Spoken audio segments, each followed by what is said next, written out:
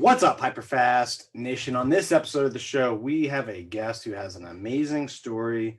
He went to medical school, became a doctor, and then went on, this is going to shock you, but went on to start a PR agency that's grown to over 40 employees. He's got over 300,000 followers on social media.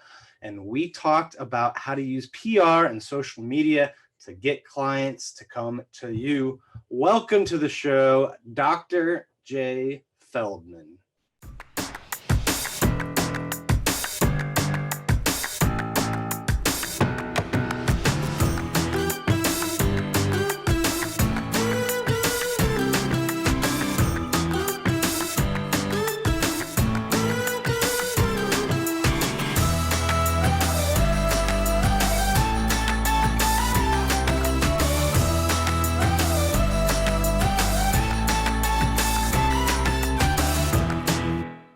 Welcome to the show, Jay. How are you doing today? Doing well. Thanks for having me, Dan. Excited to give some value, and yeah, let's get into this thing. Yeah, I'm excited. I know you've got an amazing story. It's amazing that you're even doing what you're doing. So I'm sure we'll get into that. But then just the whole idea of using PR, public relations, to get people to come to you, attraction-based marketing. Right, you're not out there with the heavy commission sales breath, getting people to come to you, or getting going out and finding the people. You're teaching people how to get the clients to come to them, right? Correct. And right, you can go out there and fight for leads, go door to door, send cold emails, make cold phone calls. As business owners, we've been there, we've done that. But the goal, and I think this should be the goal for anyone who's in business, and especially with a business that depends on their brand, depends on personalized service, and that customer wanting to work with you as a human, should start to think about, what is my long-term strategy so that I don't have to do that anymore? And that's essentially what we focus on. PR is a long-term strategy to, one, build your personal brand, raise brand awareness around your name and who you are, and create a long-term funnel of organic hot traffic that's coming to you and essentially ready to pay whatever you charge. Yeah, and that other stuff you mentioned, it works, knocking on doors and cold calling, and you can certainly build a business that way. Maybe in the beginning you have to, right? But I think long-term, even if you are really good at that other stuff, like you want to get good at this too. So before we dive into those lessons, Jay, tell people about your background. I think it's a pretty crazy story, actually. Thanks. How you ended up doing this. It is a crazy story, and it's kind of led to the birth of this crazy agency that we've built. But actually, I graduated medical school about 4 years ago now, and at that time, I had started and sold my first digital marketing agency. So I had pretty deep experience there in New York City. Pretty much took my fourth year of medical school off just to run that business, up to high seven figures before exiting out of that. And then started my training down here in Florida. And at that time, because of everything that I've built, I actually ran into some issues with cancel culture in the media and had no experience with PR, crisis management, reputation management prior to this. And it actually ended up in driving me to leave training early. And leaving it early to go into this rabbit hole of what is the media, what is PR, what is personal branding, and how can I control these things and start to master these things, because they had become so important in my life. And that's exactly what I did. And pretty much throughout COVID, from end of 2019 up until now, has been a journey of mastering the media, essentially. And that takes many forms. That's personal branding, that's crisis, that's media relations. So after all that happened, beginning of 2020, we started Otter PR. Just me and my partner in my little apartment, locked down for 2 years, working 12-hour days, 7 days a week, hiring publicists that have much more experience than we do, hiring journalists, talking to as many people as possible. And we've been able to grow this amazing, we're in 2 locations. We're a team of 34 publicists, writers, marketers.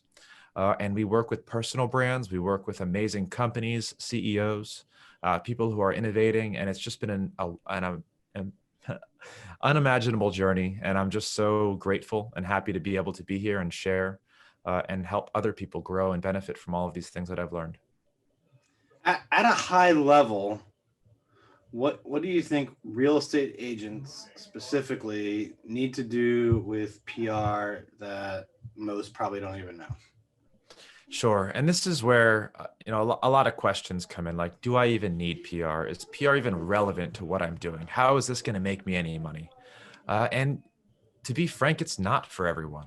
If you Mm. have an e-commerce company and you're not the face of this and you're selling tissue paper or hair combs, no one's going to be interested in what you're doing. You have an uninteresting product or an uninteresting service. However, if you are running a business that is based on people wanting to work with you, that's service businesses like marketing agencies, that's podcasts, that's realtors, that's doctors, that's lawyers. Personal branding is so important because when you're prospecting those clients are looking you up, they're going on your social media, they're Googling you. What are they going to see? And also, how are they finding you? Even if you do that initial prospect, you're doing that cold call, the first thing they're going to do is look you up. So what does it say online? What does it say on social media? What does your personal brand look like? So realtors, even more than most, this is super applicable to. Realtors want to work with high net worth sellers and buyers to get those bigger commissions. Why do you think they're going to choose you over the next guy or the next girl? This is exactly the difference maker. And it's especially relevant to real estate. And I hope any realtors listening are taking this very seriously because we've worked with a lot of realtors and seen the results. We've seen it happen. We've seen them going from $200,000 closes to $2 million closes because of personal branding and because of the effects of PR. What's usually the first step for realtors? You know, you said you've worked with a lot of them. When you sit down and you get ready to go, what's the first thing you usually have to do with a real estate agent, or get them to do, or So start the thinking first, about even? yeah, no, absolutely. And the first thing with every client is kind of do an assessment of who they are, what they're doing, what about it is unique. Everyone's got a story. I'm sure there's realtors that have left careers to be a realtor. Maybe they're a first generation college grad. Maybe they've got a really strong story, or they're just selling really interesting places, or they're catering to an interesting market. So we need to find something. And if we can't find something, we'll help them manufacture something. But more than anything, it's doing a deep dive into that person, figure out what their story is. And I guarantee there's going to be something unique about that realtor. Whether they think so or not, we're able to pick that out. Once we go into strategy and planning phase, where we're putting together kind of the outline of that campaign. What is this pitch going to look like? What kind of viral story are we looking to get out there? How are we going to manipulate the personal brand to go along with the stories that we're pitching? Do we need to get some feature articles to fill up Google? Do they need more followers? Do they want verification? And also then there's manufacturing of the story, trying to find something that's interesting, whether that be, the realtor donating to a charity or partnering with a charity, or helping out a low-income family for a no-fee service, something along those lines. There's always something that we can do, and using that story, we're able to create viral media coverage that, one, fills up Google, makes them look awesome, and two, drives traffic and interest. What's the biggest struggle they have when starting out, real estate agents? Is it, they're kind of afraid to put themselves out there, or maybe they're not comfortable being themselves. They think they've got to be someone else or something else to get clients. What's the biggest block they have when starting out? Yeah, I'll give you a few. I would say the biggest issue that we run into with real estate agents is typically they're part of a larger group and they don't want to invest in their own brand because they're monitored, controlled, maybe even that bigger group won't let them do it. In other cases, they don't want to invest in their own PR if it's just going to go to investing into the bigger group. So realtors that are either on their own or own their own real estate kind of firms, those are the ones that typically do best with us. Some other contentions, like you mentioned, a lot of people aren't ready to put themselves out there. They don't want a cheerleader just yet. And that's fairly common and super understanding. It is a leap and it is a scary thing to start putting yourself out there. And I'll tell you, the response is much less scary than the thought and the fear of it. But in this space, the realtors tend to be a little bit less outspoken as opposed to, your stereotypical CEO who loves doing interviews and getting featured. Real estate agents tend to be a little bit more soft-spoken and introverted. Hey, hold that thought for a minute. Do you have a client that needs to buy or sell a home in the DMV area? Then why not trust the highest selling team in the DMV, the Carrie Scholl team? We've helped thousands of buyers and sellers and would love to help your clients. And we guarantee we will save them time, money, and stress throughout the process. And they will be so grateful that you referred them to us. Go to carriescholl.com to learn more. Again, that's carriescholl.com to learn more about sending us your clients that need to buy or sell a home in the DMV area. That's carriescholl.com. Interesting. So I would think people would think the opposite, that real estate agents are all, all these extroverts and they like meeting people, but you think they are more on the introvert side.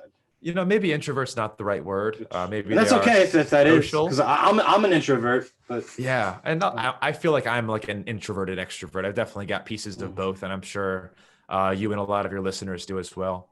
But it's more of a willingness and a confidence to put yourself out there, to post about your media coverage, to start building a personal brand and becoming relevant. It's a scary thing for a lot of people, and realtors specifically seem to have that hesitation, and that's super understandable. And they're not alone. There's a lot of areas that have that same hesitation.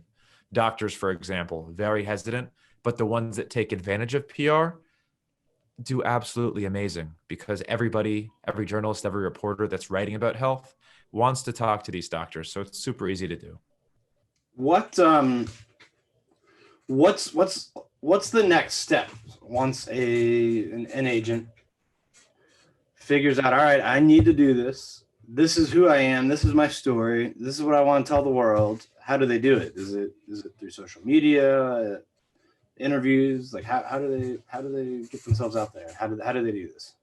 So we work in several different media channels as we need to, as like a young and fresh PR company. The primary focus is going to be online. So we have a lot of strong relationships with digital publications, with podcast hosts, journalists, reporters, contributors. I contribute at several very strong publications, including entrepreneur.com. So once we have that story, our job is to get it out, get it printed, get it published. We use a lot of those relationships to make it happen. We offer that client as a source, as a resource for our partners who are requesting experts, whether they be an expert in selling a home, how to sell your first home, how to buy a home, how to navigate the real estate market. Every realtor is an expert in something. So we figure out what that is, offer them as a resource, and then also tell their story via our partnerships, our contributors, our journalists, our reporters that we work with. And what results and how long does it usually take? Because I know a lot of times, probably all salespeople, but especially real estate agents, they're like, all right, I did this ad, I made this post, I signed up for this lead source, right? I haven't got a closing this week yet, right? I think it's gonna happen overnight. But what's the timeline that you're typically looking, and is it even kind of measurable, right? Because this is maybe something that you can't even quantify. Great questions, and that's something we deal with every day on kind of the sales end. So in terms of timeline, like we mentioned earlier, the door-to-door, the emails, the cold calling, that's what you have to do for short-term sales, short-term prospecting, short-term clients. Whereas PR, it's a little bit harder to say when things are going to take off. We've had clients come on board, an art client, for example, and that we recently brought on from LA, had a studio out there, came on board with us. Within 2 weeks, we had a feature article about her in the LA Times. Totally organic, sold out her entire studio in less than a week. That was an outlier, definitely not the normal, but things can happen very quickly if there's a strong enough story.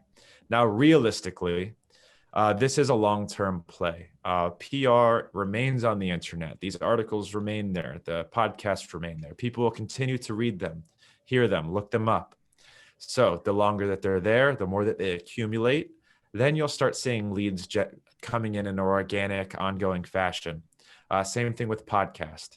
But sometimes this doesn't happen for 3 months, 6 months before you're really starting to see it pay for itself.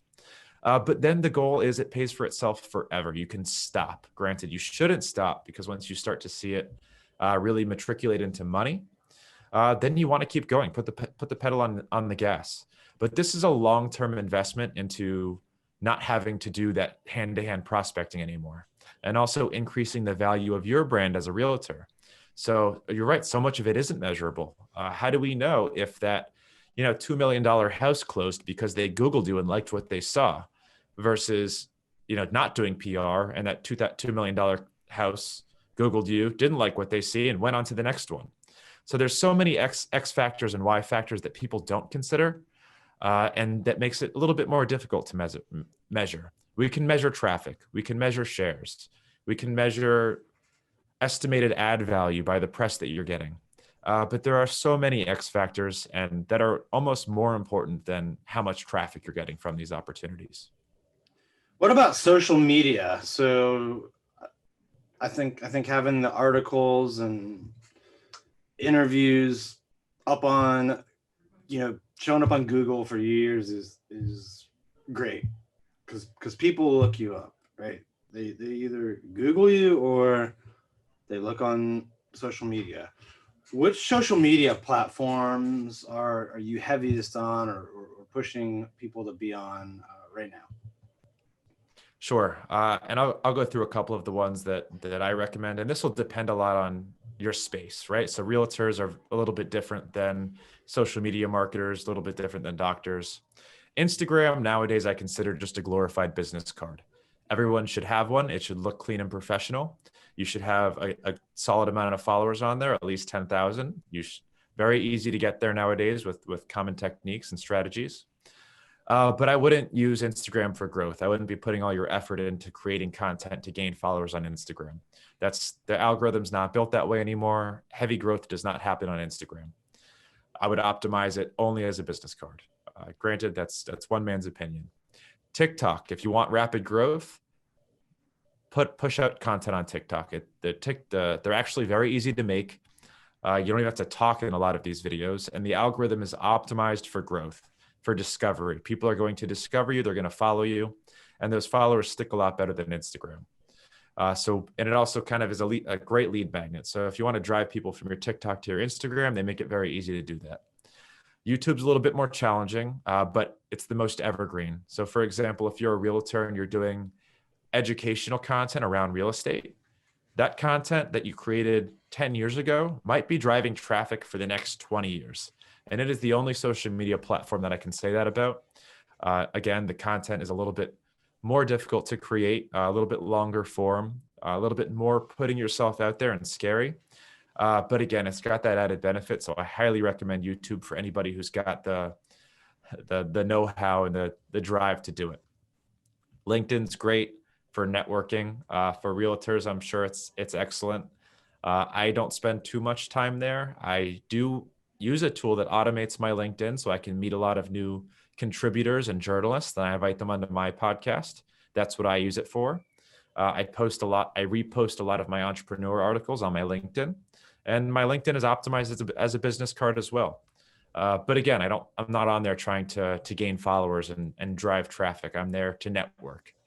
So each social platform's got its own little perks, its own benefits. And if you're doing all of it at 100%, you're going to burn out and you're just not going to do very well. So it's important to find one and focus on one or two that you really want to hone in on. Hey, hold that thought for a minute. Are you a real estate agent in the DMV area, or thinking about becoming a real estate agent in the DMV area?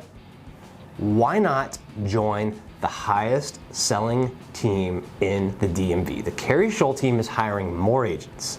We have the best training systems, the best culture, and the best environment to get you to the next level, whether that's starting out and getting to 6 figures, or getting from 6 figures to 250, or to $500,000, or even beyond. Go to carrieschollcareers.com. Again, that's carrieschollcareers.com. I like the comparison or the talk about YouTube and TikTok. I think that's kind of worth digging into, because TikTok is great for growth. I experienced pretty rapid growth on there this year. And I think it's interesting, the comparison of that versus YouTube. I sort of look like as a video version of a blog. It's up there for a really, really long time. And I know there's like horizontal versus vertical, but it's kind of interesting to see all of the social media platforms kind of try to mimic each other or take parts of it. Like YouTube did the shorts right now. So now you can do the vertical short videos on YouTube, which is kind of like TikTok. But now in the last year, TikTok's introduced playlists. So you can kind of organize things into playlists. So maybe that'll help long-term, longevity of your TikToks. Because it's just easier to go through a playlist than scroll up to video from 100 days ago. And the other thing that TikTok's doing, I think, that maybe is kind of an encroachment on YouTube is they've gone from 15 seconds to a minute to 3 minutes. And now I think some people are getting 5-minute video lengths, or they're toying with that. So, do you think there's a scenario where TikTok kind of replaces YouTube or overtakes it for the longevity factor? Man, the future of social media is a very interesting conversation. I do see Instagram fairly quickly becoming, I don't want to say obsolete, but people are spending much less time there. More like Facebook. Yeah, more like Facebook, but they're there mostly to talk to their friends. Instagram DMs are still a very active place to meet new people and talk to new people. And then also just to screen people, go see what they're about and go see their recent photos. But people aren't there to discover new people or really influencers anymore. So we'll see what happens there. I think Instagram Reels has actually done a pretty good job competing with TikTok, and it's done so well. And the reason TikTok does so well is because they make it so easy for creators to create. Their front end where you can make a video, apply a background, apply text, just do everything so easy to make a good video. That's why TikTok is going to win, or why they're winning. I do think Instagram can take that from them, just like they took stories from Snapchat. But we'll see. I mean, TikTok, everyone's on TikTok. TikTok is an incredible application with an incredible algorithm. I don't know if you've ever sat there in your feed and just scrolled through, but they do such a good job of showing you incredible content that keeps you hooked. Instagram does not have that. So we'll see what happens there. I don't think YouTube's going anywhere. I think YouTube's here to stay. It is a video knowledge base, just like Google. People use it to learn things, to search for information. TikTok, they do that a little bit, but they're never going to get the style and quantity of information that they will on YouTube. So I don't think YouTube's going anywhere. I think the battle's going to be between Instagram and TikTok, trying not to lose all that market share to TikTok.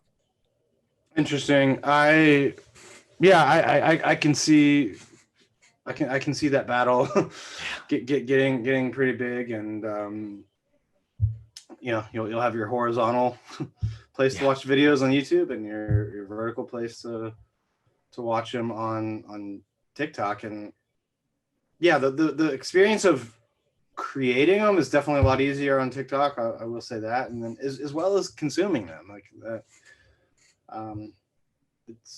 I don't go through reels on Instagram like I do on TikTok. So I think that's important for real estate agents. I've seen more getting on there, but still not as many as I think should. I think if you're a real estate agent, you should be making 2 to 3 videos a day minimum on TikTok and learning it. Yeah, no, I agree. If you want to use social as a lead funnel for traffic, learn TikTok, start putting out some videos, start consuming some videos from some other popular real estate agents. That's always the first piece of advice I get for people who are coming on for the first time. Like, what do I do? I'm a real estate agent. What kind of content can I create? You're not the first one. Go follow some real estate agents who are already creating great content and not steal their ideas, but model their ideas, model their videos, their styles, their topics, and make it your own. But there's a lot of creators out there that you can not imitate necessarily, but take some of their styles and then fuse it into whatever you're going to be. But start consuming before you start creating. All right. Well, Jay, this has been amazing. I always like to end with my hyperfast round if you're ready for some rapid fire questions and answers. It's been a long day, but hit me. All right. What's your biggest piece of advice to a new real estate agent? New real estate agent, I would say before even considering PR is get your nose to the grind and hustle. Meet as many people, utilize your immediate network as fast as you can. Make phone calls, send DMs. Your success up front is going to depend on how hard you grind. What's the biggest mistake you see people make when it comes to PR? Biggest mistake in PR, this is going to be people who don't have PR, but entrepreneurs, CEOs, companies who say something stupid, or their CEO does something stupid and they respond incorrectly. We call this crisis management. So not seeking active crisis planning is the biggest mistake in PR. And then people who get stuck in an active crisis, the biggest mistake is responding without counsel. If anything happens, you got to find a PR agency to represent you and guide you along this path. That's something that we do as well. What's the biggest challenge people have when it comes to PR and social media? Is it having the right mindset, or is it knowing the techniques and strategies? It's all mindset and it's all confidence. If you want to learn the techniques and strategies, they're out there. There's a zillion YouTube videos and a half about how to do things.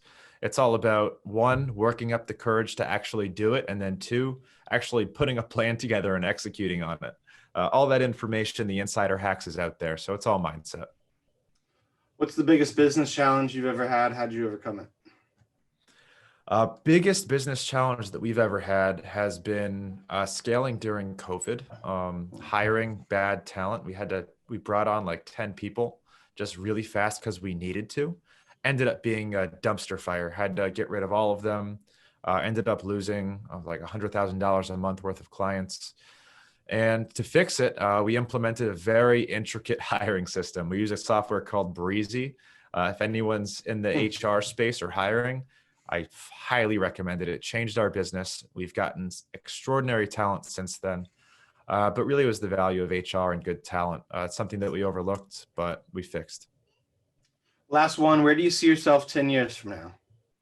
10 years from now, hoping to have opened a chain of successful clinics with my friends, practicing alongside some of my fellow doctors, creating content on YouTube in the healthcare space, online health courses, nutrition, alternative medicine, natural medicine. That's my obsession. And then Otter will be a media empire by then. We already have some interest for being acquired and bringing on a new CEO, but I'm here for all of it. I love what we're doing here. So a lot of fun plans. We'll see what happens. All right. Well, we wish you the best of luck on that. Before we wrap up here and sign off, if people want to learn more about what you do or just connect with you, what are the best ways to do that? So to connect with me personally, head to my Instagram. That's where I'm most responsive. It's at Dr. J Feldman, all spelled out. If you want to connect with Otter PR or are interested in scheduling a consult with us, you can DM me on Instagram. I'll send you my personal link for a call. Or you can head to our website, otterliketheanimalpr.com, and schedule a free consult with us. We'd love to talk to you. It's totally free, and see what we can do for you. All right. Well, thank you so much, Dr. J Feldman. This has been amazing. Thank you to all those listeners and viewers out there. We appreciate you being on the show today. And please make sure you contact Jay if you are interested in learning more, and share this episode with other people that you think would get great value out of it. We'll see you next time. Thank you for tuning in to this episode of the HyperFast Show. Subscribe to us if you want to make sure you get the latest and greatest HyperFast shows. And remember, we love reviews. Reviews help us bring better and better guests and improve our shows. So give us the good, the bad, and the ugly. We hope you enjoyed the show, and we will see you next time.